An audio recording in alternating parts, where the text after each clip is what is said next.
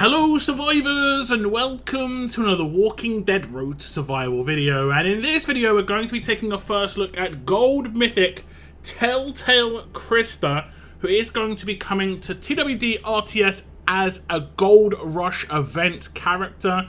That does mean that obviously she's going to be exclusive to the Gold Mythic wheel during her release.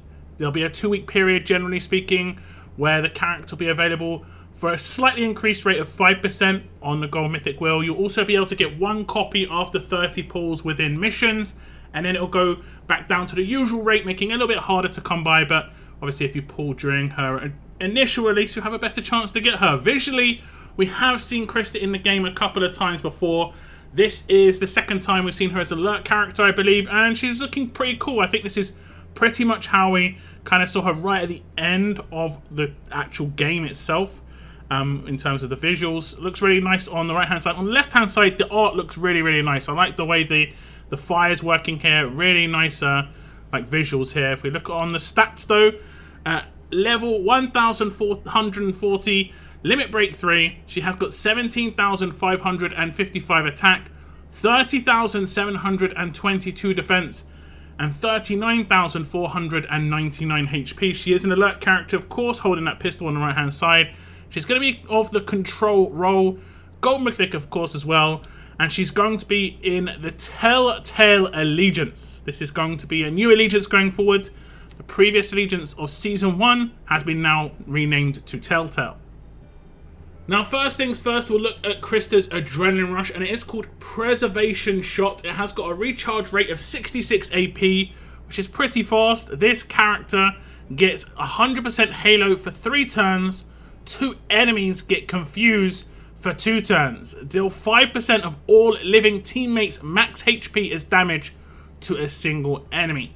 So a little bit going on here. This character getting Halo is pretty decent. It, generally speaking, will mean it's going to be up 100% of the time once it's actually been cast as a rush, unless it gets stolen away. The 2 enemies getting confused for 2 turns. 2 for 2 is kind of standard, but it's nice to see a bit of damage in there. It's a single target damage, 5% of all living teammates' HP as damage to an enemy. If you kind of figure that, you can get a defense team's max HP to 400,000 without too much of a problem.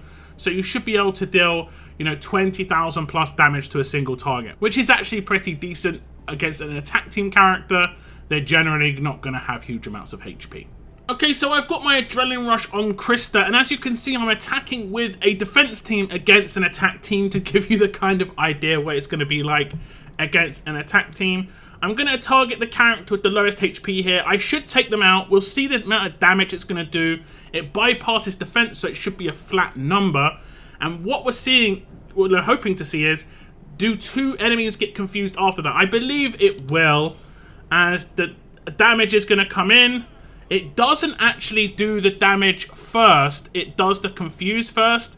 This is a little bit disappointing. Obviously the order in the rush does actually have the damage last, but if you remember back to previous characters quite a long time ago, the confuse will come in afterwards, and that'll be obviously a lot more powerful. So if it does take out the target, it will obviously only confuse 1 other enemy, but if it doesn't take out the target, it would confuse that enemy plus 1 other enemy. Which is for sure a little bit disappointing. I was hoping it was going to be kind of like Michonne in the S-Class era, if anyone remembers the anti-confuse Michonne, the one with the weapon, and also it was Shiva in the 6-star era, who had basically damage plus confuse 2 for 2. It was kind of hoping for the same. However, the order of the actual wording in the rush, I think this is kind of how it should have expected it to be.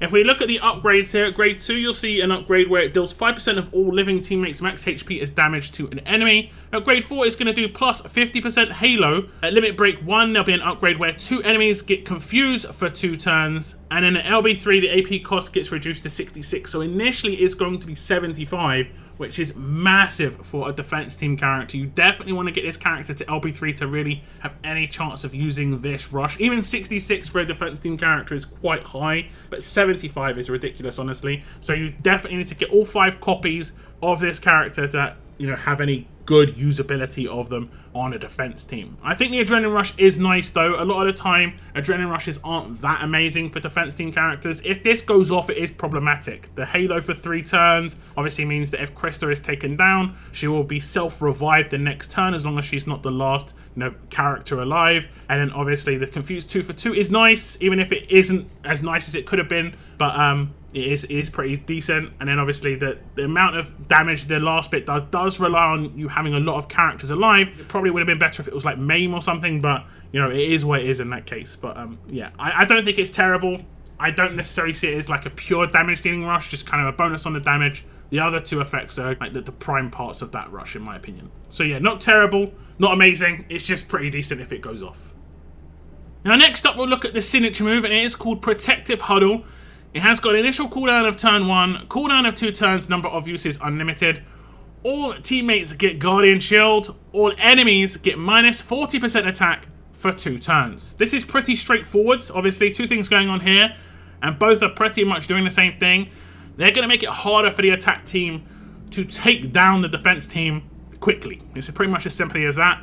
If we look at the first part, Guardian Shield being on all the characters that are alive on the defense team does slow it down. There's not many ways you can get rid of Guardian Shields except doing damage to them in some way. Splash damage, that sort of thing. It's pretty bad. Unless there's effects going on behind the Guardian Shields already, for instance, bleed, burn, infection, those Guardian Shields are always going to block damage, and it's going to be pretty detrimental to your speed of taking down a defense team. The minus 40% attack is pretty much the same deal, where if you're attacking with percentage damage, or even if you're attacking with like burn and bleed, because a lot of those are affected by the attack stat of the character, then you're going to have reduced amount of damage against tanky teams on defense teams. You need all the damage you can get. So this is basically improving the survivability of all the characters that are going to be on Christa's team, because it's no trait or role. It's every character gets a Guardian Shield, and the same with the attack down. All trait and all role of characters will get that, minus 40% attack as well. So if I attack a team with Christa on it, and then we just do the defend action, you'll see she does her signature move on turn 1, and every one of her teammates, including herself, has a Guardian Shield, and all of my team have minus 40% attack. It's pretty much as simple as that. Now, if we look at the upgrades on the signature move here, you can see at grade 3 is going to get -1 to starting cooldown. So it goes from a turn 2 starting cooldown down to a turn 1 starting cooldown. At grade 5, it will get an upgrade where all enemies get minus 40% attack for 2 turns, which is pretty important. And then at limit break 2, it gets +2 Guardian Shield targets. So initially it is going to give 3 Guardian Shields, and then it will obviously go up to 5 Guardian Shields where the entire team will get a Guardian Shield. This is kind of interesting. If you don't get a character to LB2, it is worth noting that the Guardian Shield should prioritize the characters with the lowest percentage HP. But obviously when you get the character to LB2, it will just go on everybody. So there's no like prioritization. Although there probably will be prioritization, it will just still happen to everyone on the defense team. And as I've said in previous videos, Guardian Shields are kind of the bane of my existence. I really dislike them. As much as I like having them, I really dislike coming up against them. So, being able to stop this character from going off is going to be extremely important for your chances of success. At least your chances of quick and hasty success. Next up, we'll look at Christa's Mythic Abilities. These are her passive skills. She is, of course, a control character, so she'll have Precision, where enemy resistances are 40% lower against this fighter. Next one is called Mag-Light Scan.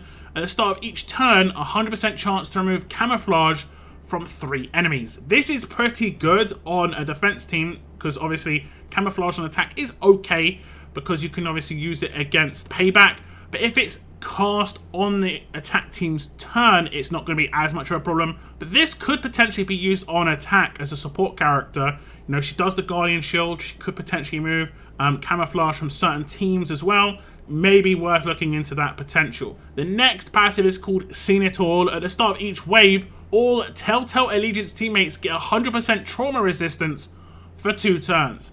This is interesting because obviously we don't have too many defense team Telltale characters at the moment. The majority of them, if not all of them, would probably be considered attack team characters from the previous ones. But we could potentially be having more characters come out. Obviously, we did get a tease of Clementine's shotgun, as long with Christa's pistol, which can actually work in her hands, which is cool.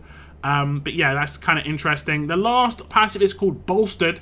At the start of each wave and turn, this fighter gets 50% defense for each living, control, or support role teammate for 1 turn. This is actually really cool in my opinion. It kind of works like Sebastian Milton, but obviously I don't think it's going to go as high. It will be at the beginning of every turn, Christa will get a boost in terms of the amount of defense she's going to have. It can be stolen away. It's going to be a speech bubble buff, but it's going to be based on the actual team she's in and how many of those characters are actually alive. So that's actually pretty interesting. Christa herself is of course a control character, so she'll always get 50% defense bar.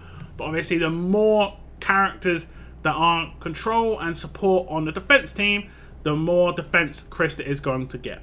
So as we start this little fight here, I'm actually taking the same team in against the same team. And this is just to show you the buffs that the character will get. You'll see Christa's down the bottom on both teams. And both Christas are getting 150% defense bonus because they have got themselves as a control character and 2 other control characters in the team. There could potentially be some, setups where Princess and Christa can work together by the looks of things. But that's pretty much what she's going to bring to the table. She has got the 100% trauma resistance for herself as things stand. But if there are more Telltale characters to come out on defense teams, then potentially for more characters in the future. And Christa, of course, removed camouflage from 3 enemies. And that's going to happen at the beginning of every turn.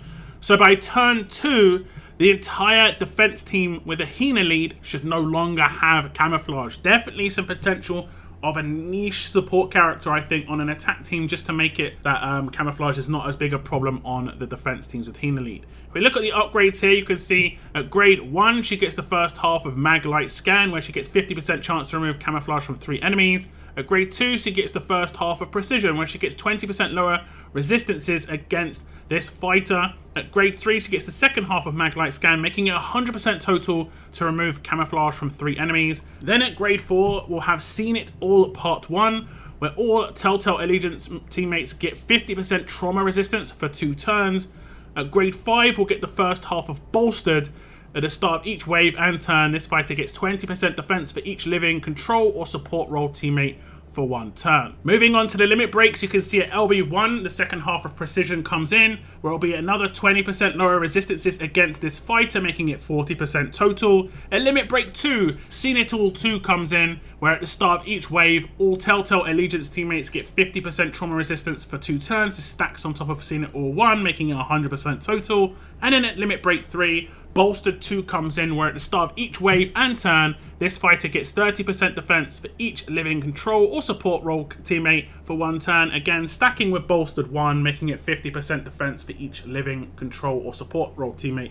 These passives are quite nice and they work very nicely within Christa's kit. It does make her a little bit of a support character as well. Like I said, that niche potential of her on an attack team is interesting. Not just because of the camouflage removal, but also because of the fact that she can give Guardian shields to the entire team. That's just kind of a nice little bonus. Yeah, there's definitely some niche role on attack. She is obviously a defense team character, not just because of these passives, but obviously the rest of her kit so far. Now moving on to the specialist skill, Christa is going to be a resilient specialist, where this fighter gets 50% to any status resistance applied to them, and an inherent 50% resistance to all statuses to which they otherwise have no source of resistance except Decapitate.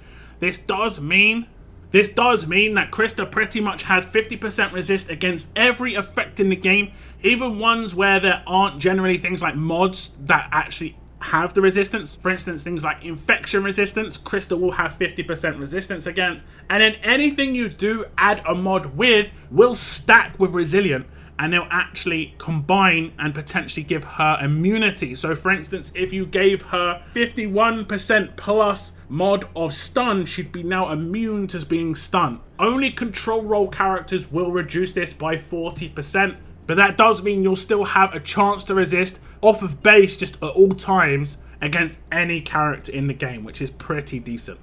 So just as an example, I have put a 55% resist mod on Christa. It's just a gold stun resist, as you saw in the bottom right hand corner. I'll do the stun of Cal, and it'll pop up and say immune. As you can see above Cal's head, it said immune, and this is because he can't apply stun to this character. He is not a control character. He does not reduce her resistances. She is never going to be able to get stunned by a non-control character in this particular case. You get to dictate which of the resist that is going to be by actually giving her resist mods.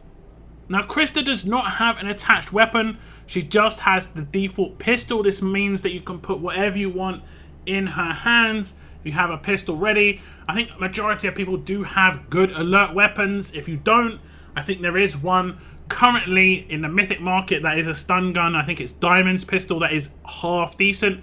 And there is also one right now in the Battle Pass that is actually Christa's pistol that will work 100% fine with her. This weapon right here, Christa's Guarding Glock, has got the improved focus stun, but it also has the alert healing, so it would actually turn Christa into a little bit of a medic at the same time, and she'd be quite the all-round character on a defense team, having control, having some support capabilities with her passives and so on and so forth with the signature move, and then potentially some healing on this actual weapon itself. The fact that it's a weapon that works in the character's hands that it's named after is very rare, I'll tell you that. So this was Gold Mythic Christa, and like I said, she will be coming to the game as a Gold Rush exclusive character, so keep an eye out for that. I will be posting my Gold Rush pulls on my channel. Best of luck with your pulls. Hopefully you can get a lot of copies of Christa. It does look like she's going to be a pretty good defense team character for sure. And like I said, some potential usage on attack teams as well, which is going to be quite interesting, considering Hina is one of the more frustrating defense team characters to deal with. Do give me your thoughts on Gold Mythic Christa though in the comments down below. I want to thank you very much for tuning in, and as always, keep on surviving, guys. Keep on surviving.